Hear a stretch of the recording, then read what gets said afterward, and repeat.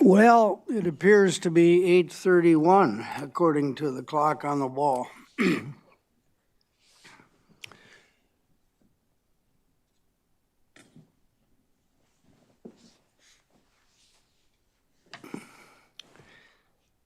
I just checked with my name tag, and I'm Buck Malick. So I guess I should call this meeting to order, since I'm the chair of the St. Croix County Zoning Board of Adjustment. Today is March 27th, 2025, and we are in room 1400 of the Government Center.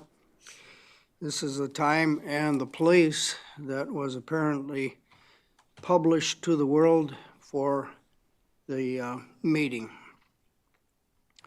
We'll begin with a roll call of members and Community Development Committee staff. I'm Buck Malick. I'm a citizen member, as we call it, from the town of Hudson. Mr. Peterson.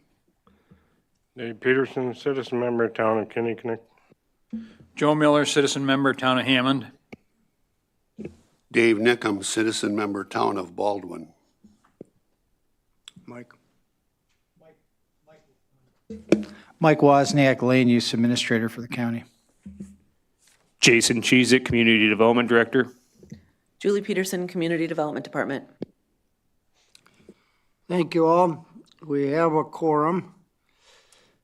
And let's see, we not only have a quorum, but we have the necessary 4 votes to take action.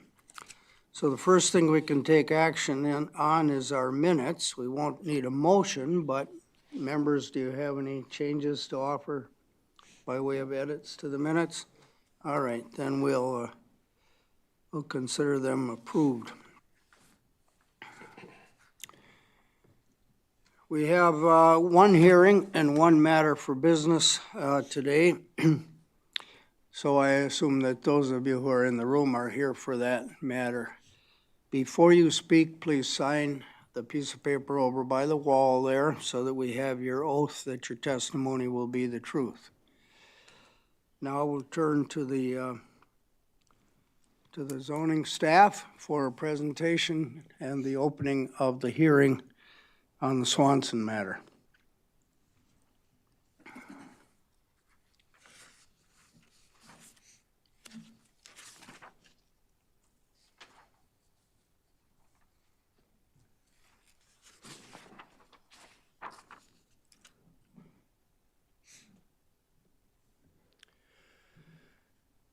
Good morning, Board of Adjustment members, applicant and public that are here for the proceedings today.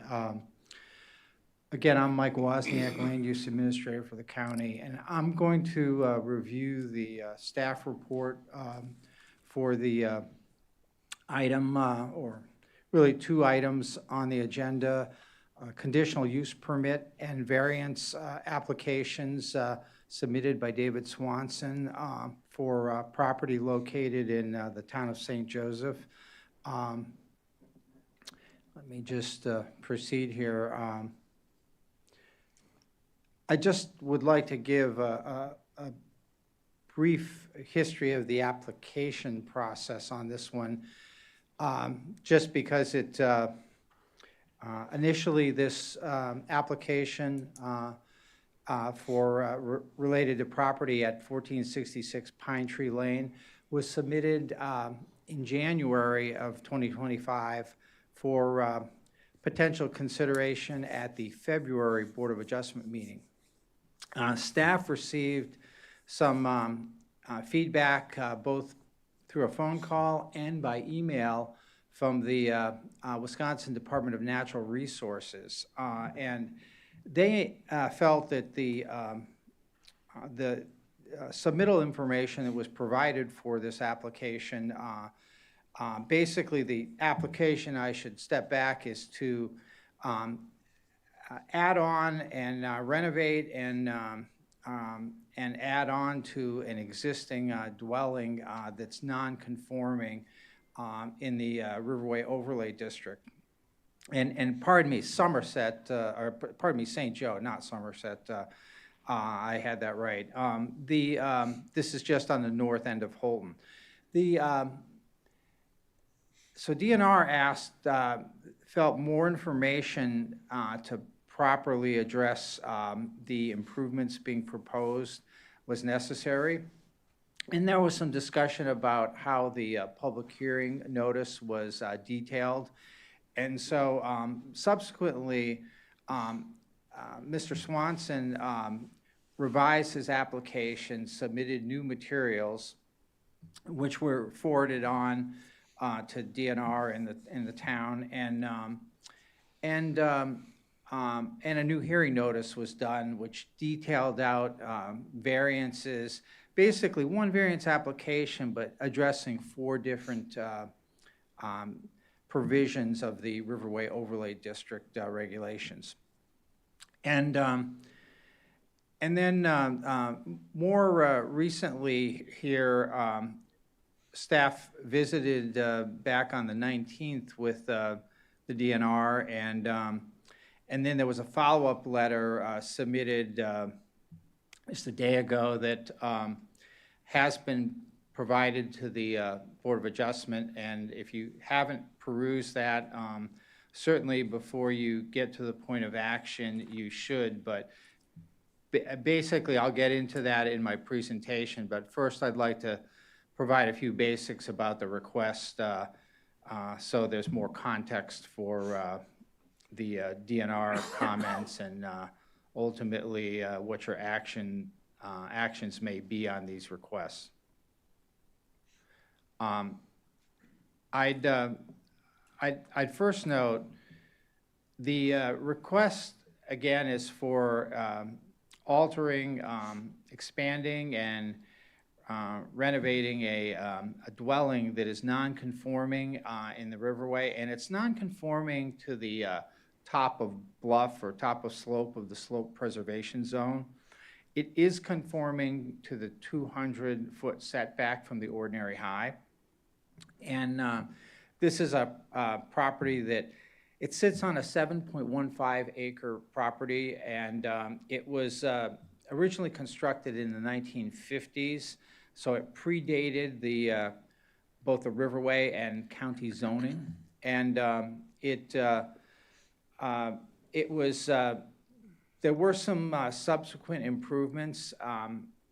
The only record of which the county seems to have were some renovations that occurred in 2005 through a land use permit. At that point, there weren't any changes to the height or footprint of the structure, and I'll get into a little more detail about those matters as I go through the report. And I would note that we reference in the staff report exhibits 1 and 2. We have added that letter that came in just recently from the DNR, that comment letter, as exhibit 3 for the board's interest, so that is referenced as part of the record. In addition to the conditional use, which involves, the request actually involves grading both within the 40, but also a setback from bluff line, but actually proposes to get into the slope preservation zone for expanding the dwelling to a maximum of 18.7 feet into that slope preservation zone, and proposing to expand or reconstruct, reconfigure a deck that would extend up to approximately 9 feet at most into the slope preservation.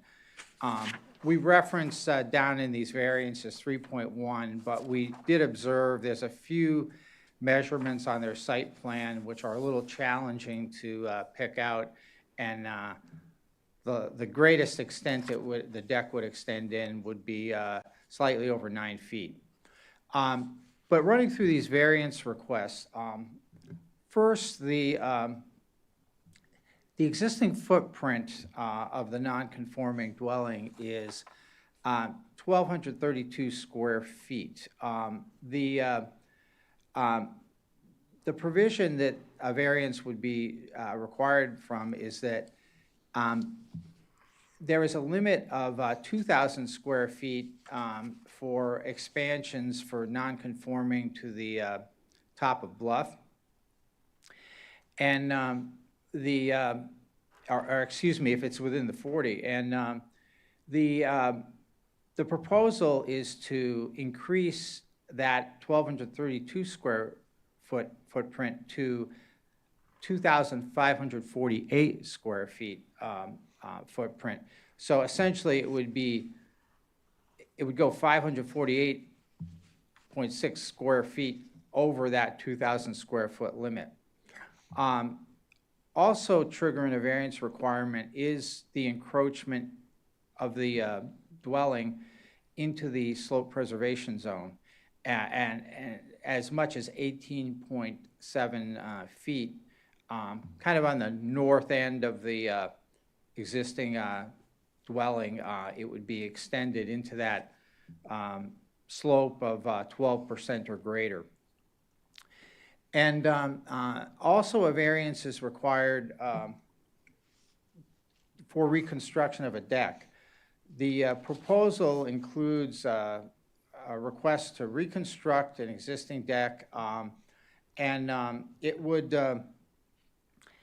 actually slightly reduce the square footage of deck, but it would, because the dwelling is being enlarged, the footprint, it would actually extend the deck into the slope preservation zone, where it actually currently does not extend into the slope preservation zone.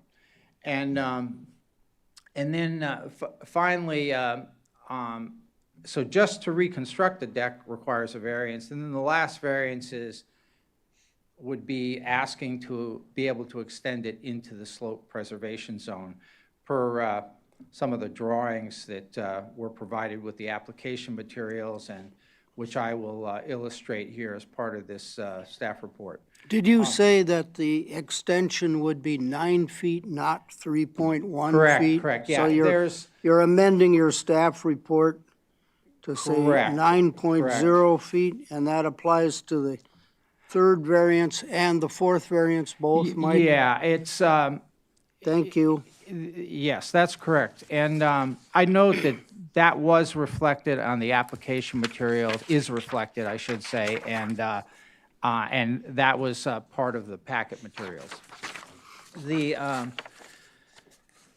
So the applicant has submitted these applications. I would note that due to significant tree cover. Your on mic the- went off, Mike. Oh, pardon? Mike's mic is off. Thank you.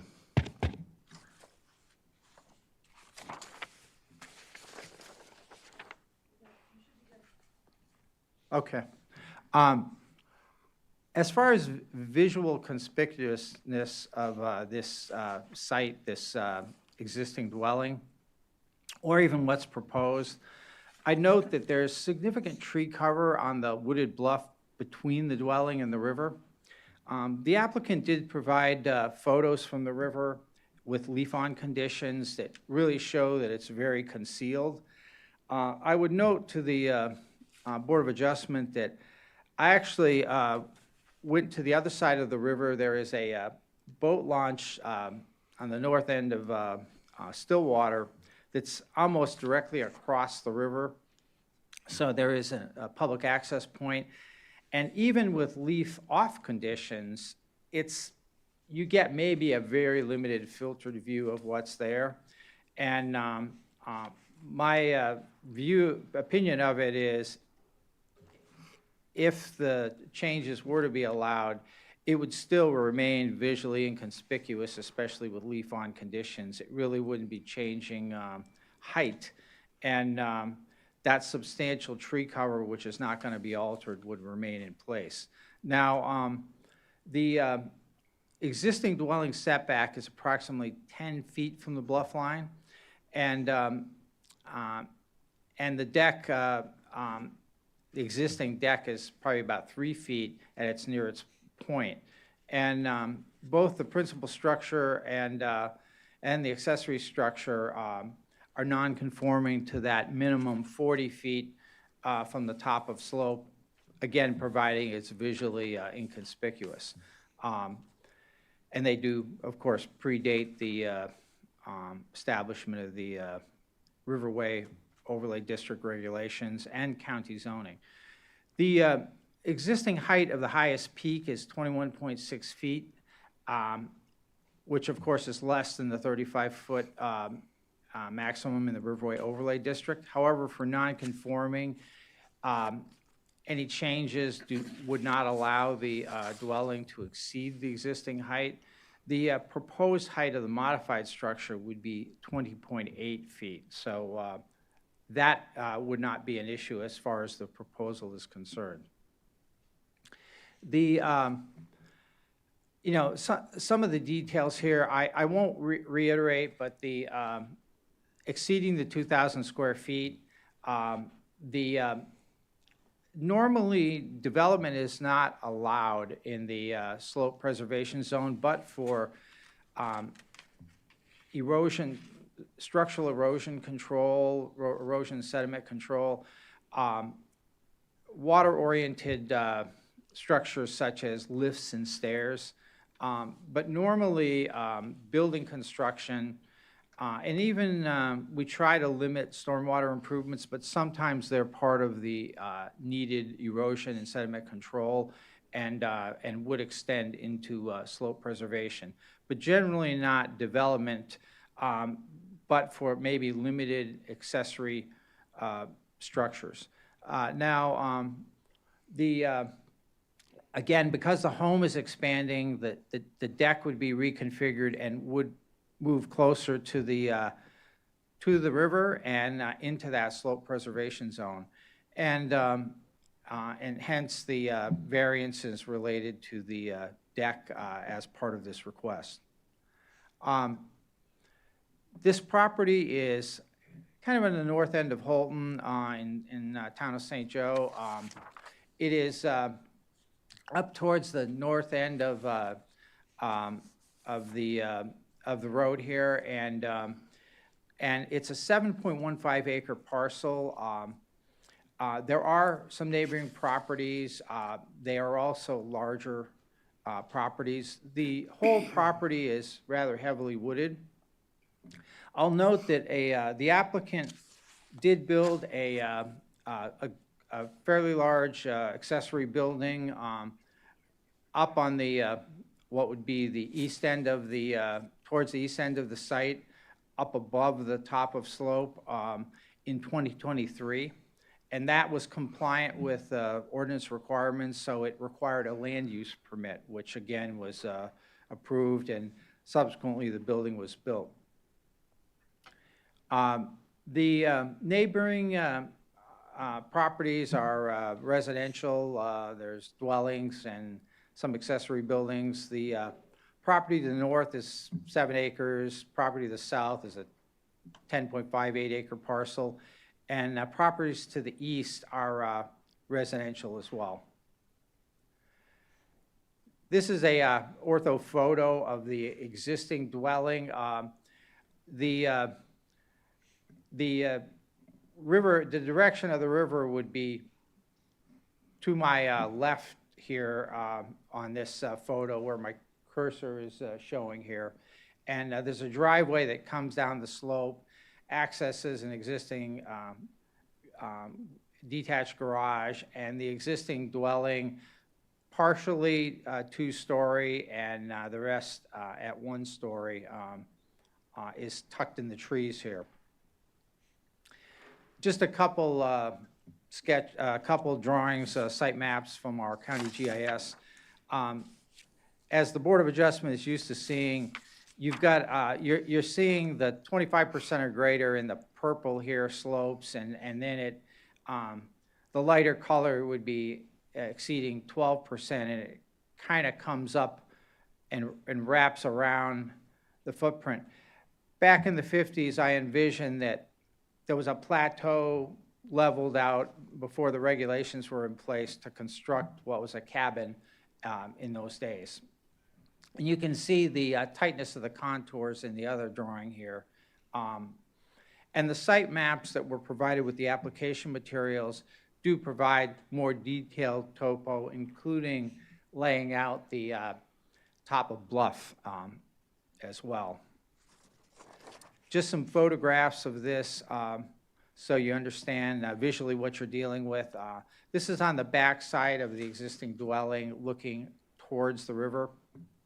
And you can see there's a fairly significant tree cover, and in leaf-on conditions, it's pretty concealed. And you can see what the existing deck looks like back there as well. And this is actually up further east on the site, up higher on the bluff. Basically, from where the accessory building, the new accessory building was built, looking towards the river, there's a much flatter area, some significant site area up on that east end of the site that does provide sufficient area to build a bigger dwelling if the applicant was inclined to want to do that. Still, after the fairly large accessory building, there is plenty of site area up there that could be built on if someone wished to do so, that would be compliant in terms of setbacks and side setback from top of slope or the front yard setback that St. Joe might impose on this. This is kind of looking downslope towards the existing dwelling. You can see the accessory building in one, the garage in one of these, as well as the home, and you can see the surrounding tree cover. To the north side of the home, one of these photos, you can see the edge of the existing dwelling, and you can see the area that where the part of the expansion of the dwelling would occur. This is looking back up the driveway towards the newer accessory building.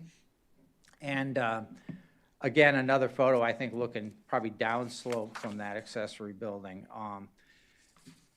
We included in the staff report photos that were provided with the application from the river, so the board can get a sense with leaf-on conditions looking towards the property how heavily wooded it is. And one of these you're seeing kind of from the air, maybe a drone photo or something, and in fall with the color there, and the house is tucked in there, but you can't see it. And likewise, from the river itself, it's thick, and you're not really seeing anything with leaf on. The applicant did provide detailed drawings, including a cross section. They did not superimpose trees in the cross section, which definitely do conceal the dwelling. So if you draw your line from 250 feet out, it appears like you would see the dwelling, but as I illustrated, you do not based on actual conditions out there. And the applicant provided a fairly detailed site plan showing the extent of the additions to the home, both on the south and west sides, as well as the north side. Again, expanding that footprint up to 2,548 square feet. And I've included an enlargement here, but I think if one were to zoom in on the actual drawings, you can clearly pick up, there's a line here that illustrates where the slope preservation, the top of the bluff line is. And it actually cuts through where the proposed addition is, so to the north. So that would be as much as 18.7 feet into the 12% or greater slope of the slope preservation zone. And they included a facade on the east-facing facade of the dwelling, give you a sense of what it would look like. It would extend on either side a bit. The center part would stay the same in terms of that portion that's taller.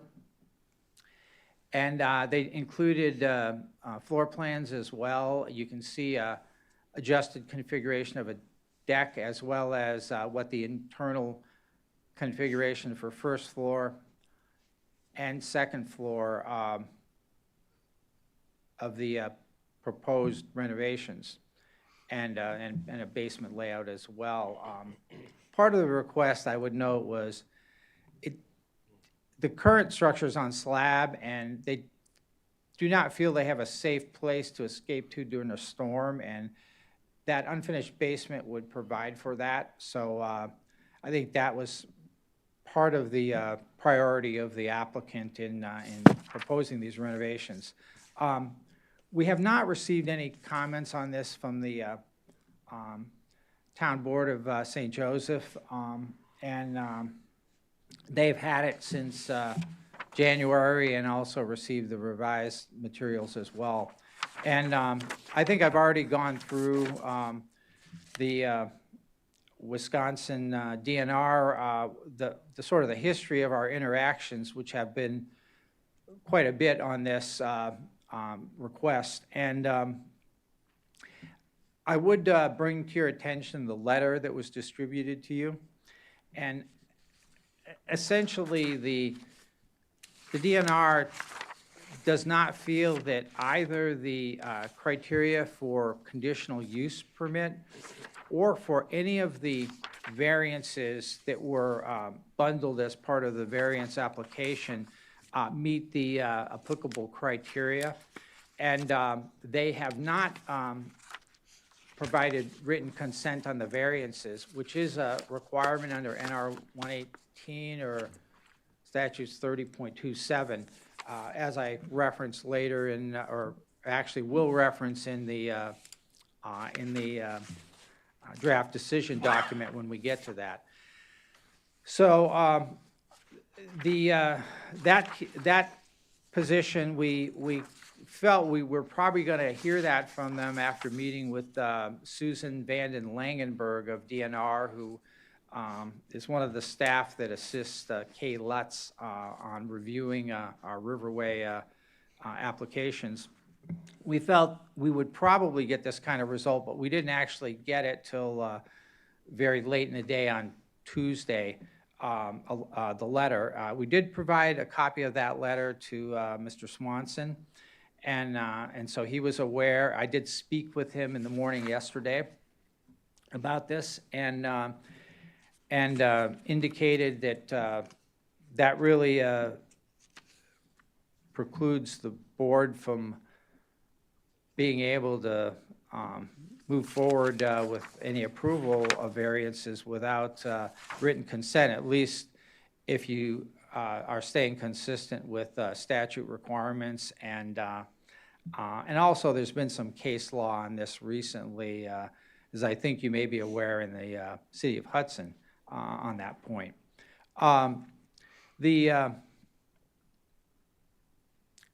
We do include in the staff report the applicable criteria for considering CPs or variances, and note that we'll provide a draft decision document following public hearing. I can step back up to the microphone and we'll distribute hard copies as has been our custom for doing that. I'll pause now and allow you to proceed, Mr. Chair. Thank you. Mike, Yes. was there any consideration given to the possibility of, if they want a basement, if that could be perhaps moved farther away from the bluff line, and the possibility of moving the existing structure, over to the new basement? Was that ever looked at? Well, I visited on site with Mr. Swanson, and conceptually, he talked about the various considerations, and that was one of them. But it's not what was included in the request. Also, that he talked about, they considered whether making the rest of the structure two-story versus one story. And by the rest of it, I don't mean like the expanded areas, I just mean the part that is one story currently to achieve some additional square footage. As it was represented to me, to make the house more functional, the expansion on the south end or the riverside end was just to enlarge that sort of living area, kitchen, great room area, and to achieve a bedroom and achieve bedrooms that were functional with closets, and so hence the expansion to the north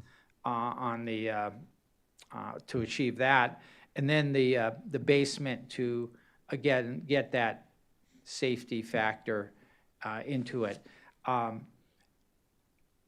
You may see in the letter from the DNR that Susan Langenberg does kind of reference the possibility of an expansion landward, I think like what you're referring to. And so part of this, I would say, is that in my discussions with Mr. Swanson, he realizes that all of this was a big ask, and it was presented to him that way from our initial meeting with him. He was hoping that, he and his wife do not want to have to abandon that existing dwelling and construct a new one up higher, just because of the kind of loss of not only the proximity of the river, but you're losing on the value of the existing structure there. So he's come forward with this request. What he was hoping for as part of this meeting would be there could be some dialogue with the Board of Adjustment on what might be possible for this property, if there are any options available to he and his wife. Go ahead. Hey, Mike, you talked about the possibility of putting a basement under it. Has there been any soil borings done to figure out if that's sitting on a slab or if there's bedrock under it, or what the condition of it is? If so, it hasn't been presented to the staff as of yet. And typically, those are often a building code consideration, but we might ask for that kind of information with a follow-up land use permit should some of these actions ultimately be approved by the Board of Adjustment. Okay, is the septic system currently a mound or is it a conventional? I believe it's a mound, and the intent was to utilize the existing system. There had been some work done on it. Now, I would say on this property, there's plenty of property up higher on the site that would lend itself if another system was needed. It would obviously, if the existing dwelling or some modified version were retained, it would have to be pumped, up to it. But currently, I think the accessory building is also served by that sanitary system, and it can flow by gravity down to it because it is down closer to where the dwelling is. Well, I was just hoping the soil borings might have given us a clue as to what the soil conditions were beneath the surface or whether it was bedrock. Yeah, I don't have that data handy. Okay. Could you tell us a little bit about the 2005 approval by a previous board and what construction resulted from that? Yeah. There was a land use permit done in 2005, and I did research that because there was some questions raised by Susan Langenberg with DNR. That permit, I did not bring those materials with me to the meeting, but the footprint nor the height were changed with that permit. It was essentially to renovate and update the existing structure. There was a porch not a big porch, but just more like a balcony that was actually surrounded. It was roofed over and it had walls on either side. And I think that part was enclosed, but it wasn't a footprint change. And porches are considered part of the principal structure. So that action predated current staff, but the record, we have a complete file on it, and essentially that's what it was. And they really weren't doing a whole lot of site work with it. It was working within the existing footprint of what was there at that time. Now, there may have been some change from the 1950s. Between the 1950s, when it was originally built, and 2005, I couldn't find a record. That change may have predated county zoning and also even the Riverway ordinance adoption. So do I understand you correctly, a porch that was, that had walls on 3 sides was enclosed to make it a room? And it was roofed over by the roof of the house. And roofed was converted to a livable room? I believe so. To be honest, it wasn't big enough to even be a full room. It was probably made part of another room. Extending a room. Yes. More like what you'd see on like with a balcony with an apartment, say. Sure. Who were the owners who made the application in 2005? I believe the gentleman's name was Gary Sanders. I see. Yeah, it was the current owner, Mrs. Swanson is here, and she could indicate when they bought it. They've had it for a few years now, correct? Yeah. Yeah. Current owner. Any more questions from the board for Mr. Wozniak at this time? Dave has one. Now, what is the regulation about going outside the footprint? You can't without a variance when it's non-conforming and extends like this does. Well, there's 2,000 feet, that's the maximum, is that what that is? If it's non-conforming to the top of slope of the bluff, if it's non-conforming to the ordinary high water, it's actually 1,500 square foot limit. But this one is conforming to the ordinary high water. It's the bluff that's the issue. Bluff line. We have had a situation where an expansion was allowed where part of a structure was non-conforming to the 40, but the expansion was going to be outside the 40 landward, and the property sloped back away from the river. But that's the only one I think that's been done during my time with St. Croix County.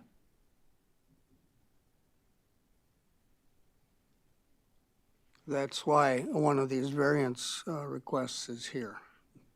It's not allowed unless we grant a variance, finding that it's necessary.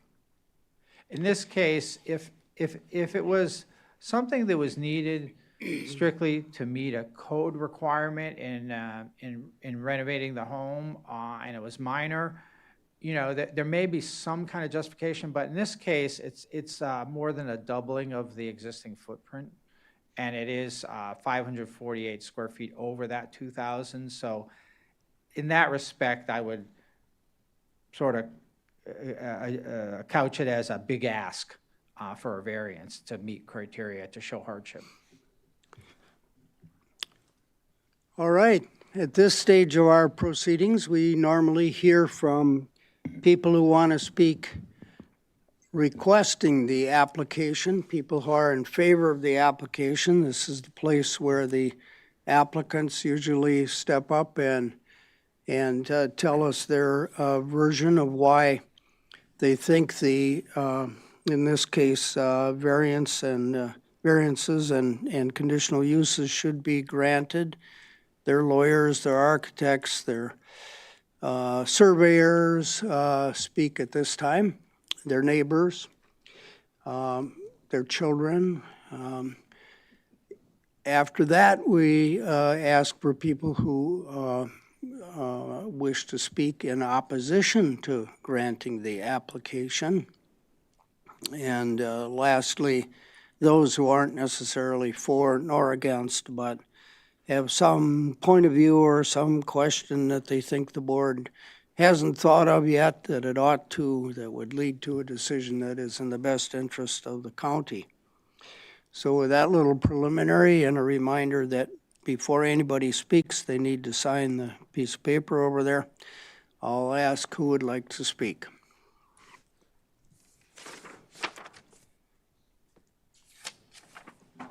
Hi, good morning, Chair and Boardman. I'm Jennifer Swanson.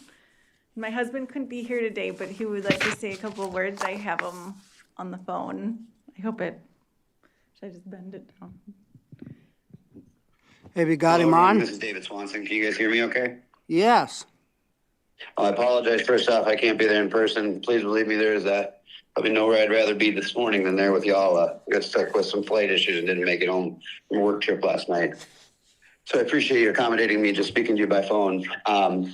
And first off, I just appreciate the county and all your support and help in getting through this application and trying to figure out a plan that fills both the requirements of the code and hoping to fix some of the things that we have with issue. And Mike, I appreciate your intro here. I would just add a couple of things that we consider just generally as far as what we're trying to do and why we're asking for these variances. So the home, as mentioned, was built in the 50s and it was modified slightly in 2005. One of the main challenges inside is none of the bedrooms have any closets. There's not a real laundry room or kitchen pantry. And the access to the second story is via very precarious spiral staircase with no room for actual stairs. So the home is just generally, well, livable, just not overly functional by our, modest standards of today's day and age. So we set out to try and figure out the best way to do modifications to this home, starting with before we purchased it, which to answer that question was in December of 22.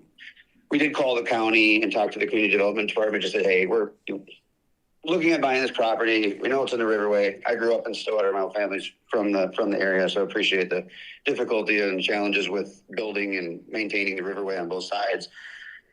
Spoke to the county and just said, hey, what can we do? And they said, yeah, there are options for non-conforming structure, but we really can't do anything until we actually get a plan and start looking at permits, site plans and things, which was a fair response. So we started this process to try and do that. And, really what we're trying to do, if you boil everything down on the plan, is expand the kitchen, living, dining to actually just be a little more functional so you can sit in it, which is the additions to the south. And then a master bedroom and laundry room to the north. That's on the main story, with the basement below that for mechanical and then storms as well. Now, when looking where and how we can do this renovation and addition, we kind of debated a few different options. One is the plan that you see here, which we feel is the least impactful overall to both the site, the Riverway, and all of the things, and I'll explain why that is. Two, the option which was referenced here, which is going up above the existing floor plan, which still is an option, and I'll cover that as well. Third was building to the east, which the DNR does suggest in their letter as an option, and agreed is still an option. And then fourth is really abandoning the structure in its entirety and moving up to a different part of the property where there is suitable building sites. I agree with that statement, up to the east on the east end of the property. Let me just pause real quick. Can you guys still hear me okay? Everything coming across? Yes, it is. Can you hear us? Yep, loud and clear. Thank you. Good. So just addressing why, I'm going to address those other three and come back to why we chose this plan. I'll start at the backwards and work forward with option 4 is abandoning the existing structure and building somewhere else. While an option, there is significant infrastructure that is built to support the existing home. One is the septic system. And just to clarify one point, it is a traditional, conventional septic system versus a mound, and has been inspected by Apostle Septic and in working and functional condition. 2 is there's a well down there, as well as all the roads, the accessory garage. To move it up top would require significant land clearing of old growth forests to fill the new infrastructure requirements, septic, roads, and driveways to put the new home. If that is to set back, those photos that are there are representative of a flat area, but those are also in the bluff preservation zone in front of that accessory structure. So it would require variances there. So we'd have to actually go to the south of the accessory structure into the woods, I believe, to have a suitable building requirement. So while that is an option, I think there's some substantial hardship just in loss of existing infrastructure, and just degradation to the natural environment by having to tear down additional forests just for the sake of moving up there. So that was our logic on moving it. The option that the DNR requested, which was move the property to the east, that is still an option, and if we can certainly consider that if that is the best option that the board feels. However, when looking at the site, and hopefully Mike can kind of attest to this, having been on site, that would require some substantial digging and cutting into the hillside as it all slopes down to the house. So much more digging, cutting, and filling than if we went to the north. In addition, we'd also have to dig and remove the well, as that is on the east side of the house, right kind of where the DNR recommended to build. The other thing that I wasn't as clear on in the DNR's letter, and I haven't had a chance to speak with them, is they suggested in that green box in the letter of moving the house, but what they're suggesting is moving a part of the house that we weren't tearing down. So their recommendation almost alludes to tearing the entire house down and moving it versus just the minor additions, which I don't believe would make sense. And the second option was to go up, which is also still a viable option if the county and the board feels that's the best option. The reason that we didn't choose that is we were trying to account for, the conspicuousness from the river.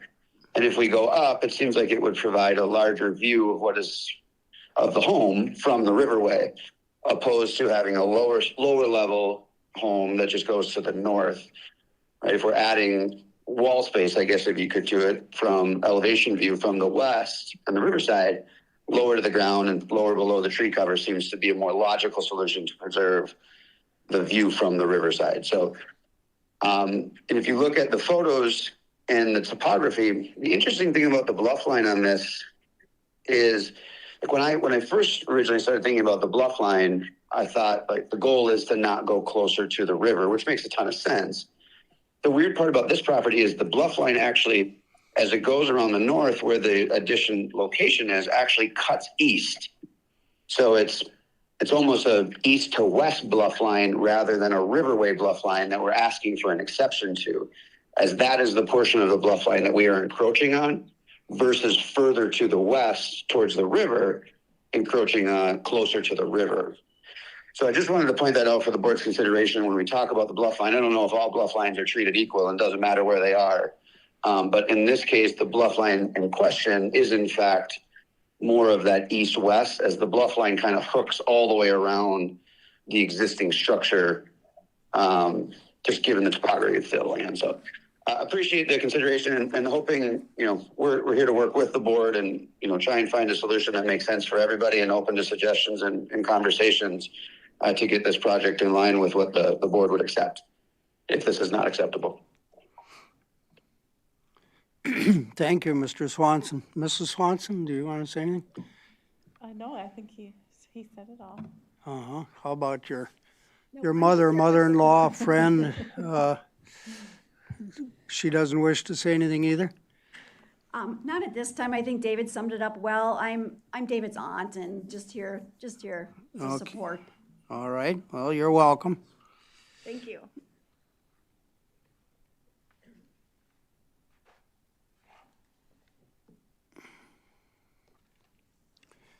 Does anybody else want to speak in favor of this application? Good morning. My name is Bill Selb. We own the property abutting and immediately south of the Swanson property. And my wife and I are in complete agreement with what they are proposing.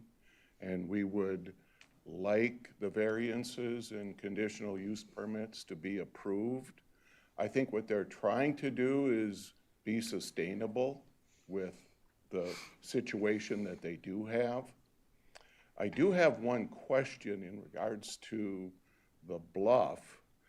And when Dave brought up it's running east-west, I think in the code it mentions that riverward, the bluffs, the slope has to be riverward. Now, if it's running north, it's not going towards the river. That just a When we've question had, of mine. yeah, we normally don't answer questions, we ask them. But in this case, I recollect from previous cases where the bluff has wrapped around a building almost. The interpretation that makes sense from a scientific standpoint is whether or not it drains to the river. So sometimes there are bluffs, if you will, slopes that may have funny outcomes because of the, complex topography that we find up and down this river. But if it drains to the river, the theory or the thinking is that over a period of time, eventually every bit of pollutant that runs off the roof will eventually make its way to the river. So then, all slopes in the county are riverward. No, there are some, the glacier left pits and stuff like that. Now, if we had a Noah's flood, yeah, everything would end up in the river. Do you have a non-conforming home on your Oh, property? gosh. Yeah, built in the 40s. And have you ever added to it? No, we just acquired the property. It was owned by a fella. He purchased it, he and his wife, in 1959. He passed away last year and he bequeathed us this property. I But see. I've known him all my life and his wife. And no, they've never added on to it. He did, well, in the late 60s, early 70s, we tore down an airplane hangar on the east side of the St. Croix River. It was a float plane hangar, and we hauled it up river. Johnson House Moving hauled the truss up, and he put that up on the property probably in 1970. Otherwise, still the same old place. Do you happen to know how many square feet you have? Boy, probably 30 by 30, maybe 1,000 square feet. And Anything else you want to tell us in favor of this application? no, I truly hope that the DNR sees that, yeah, there is the hardships here. He's trying to be sustainable without blasting out a whole nother section to build a new home. I mean, to me and my wife, he's doing a great job. So that's it. Great neighbor to have, huh? Yeah, thank you, guys. Anybody else in the room want to speak in favor? How about opposed? Anybody wanna oppose this application? Or is there anybody in the room who doesn't want to take a position but thinks there's something that hasn't been said yet that should be? Nope. Does any board member have a question they want to ask of these folks, Mr. Swanson or Mrs. Swanson, or their neighbors, the Sells?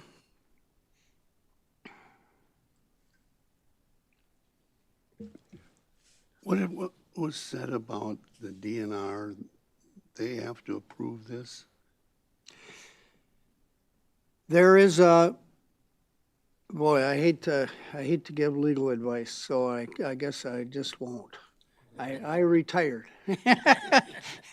We can make our decision, and I don't, leaping ahead a little bit here, quite frankly, I don't need the DNR to tell me how we apply our principles.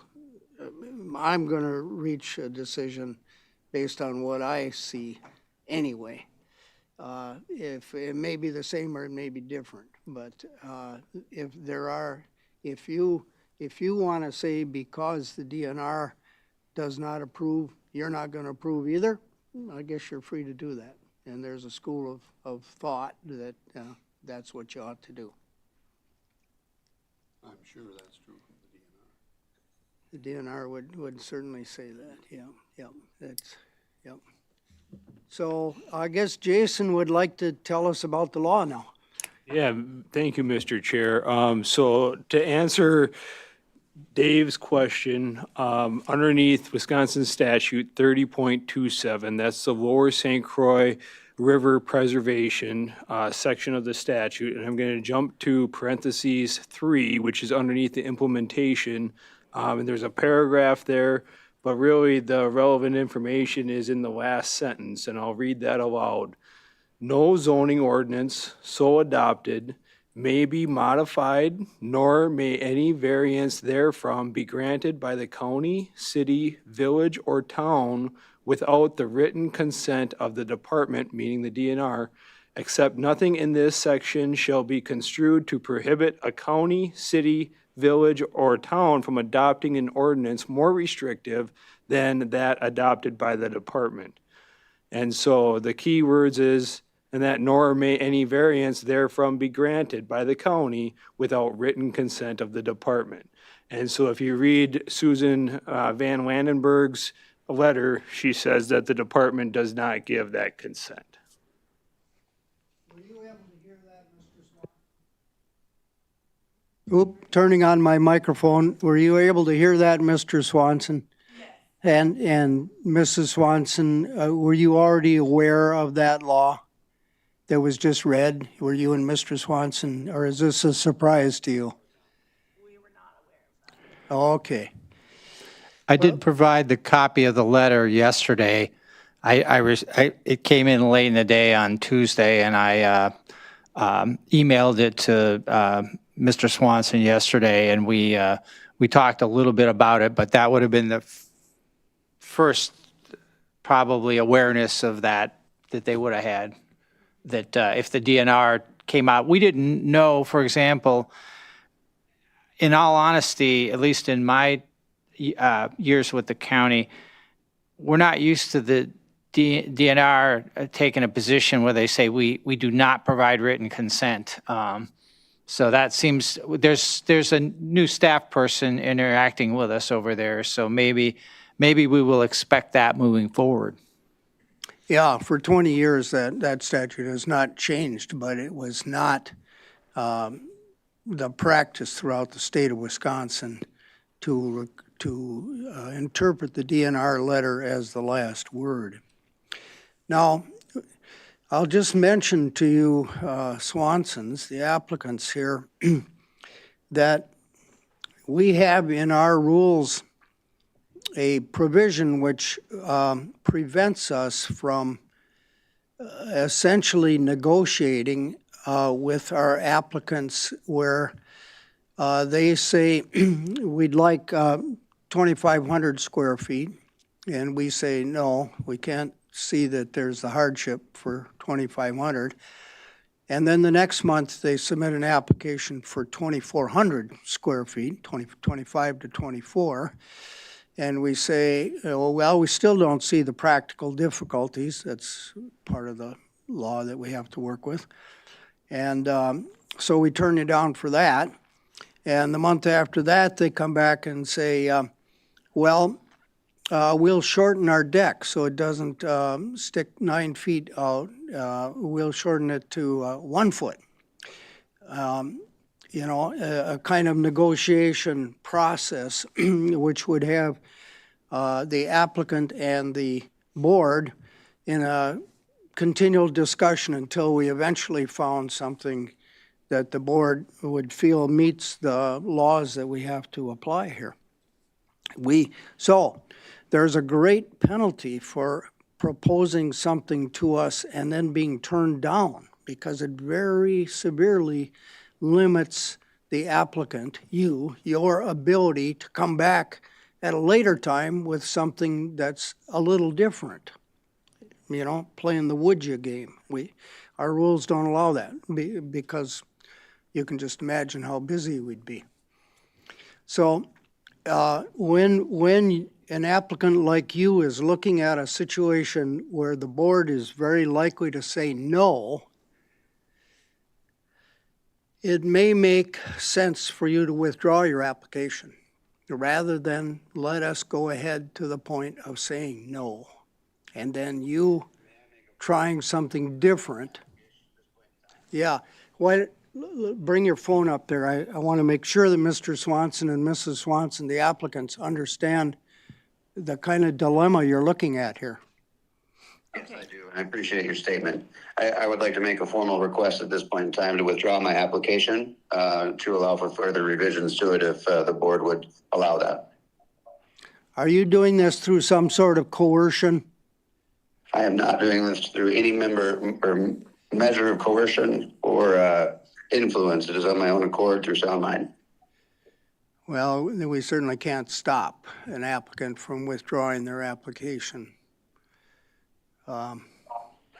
Board members? Anything you want to say to that? No, it's his choice. Well, in that case, I'll declare the hearing adjourned, ended, terminated, and we'll move on to the little matters that we have on our agenda, like scheduling the next meeting. Thank you for being here. Thank you.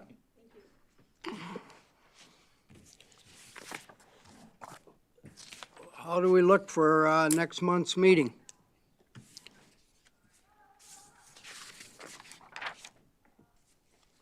Do we have some business to attend? Any reason to schedule 2 days for next month's meeting? Nothing that big coming up? Mr. Chair, we do have one agenda item, and that for the April meeting, it is a conditional use, and that for a lift in the Riverway. So Well, will we need don't deal with conditional uses anymore because of the county board's action the other night. in the Riverway ordinance still has conditional uses coming to the Board of Adjustment. So, yep, so we're still gonna bring that, anything in the Riverway to the board until that ordinance is updated. I'll take it up with Heather Amos, so you can set aside your April 24th for the next meeting. At 8:30 in this room, I presume? Yeah. I see there's a lady in the room back there. Is she a?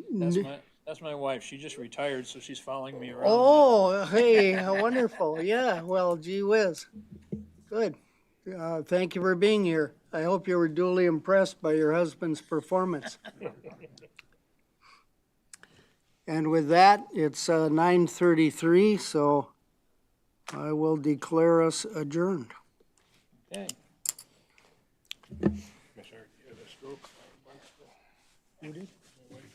Oh, she did? Mild, very mild.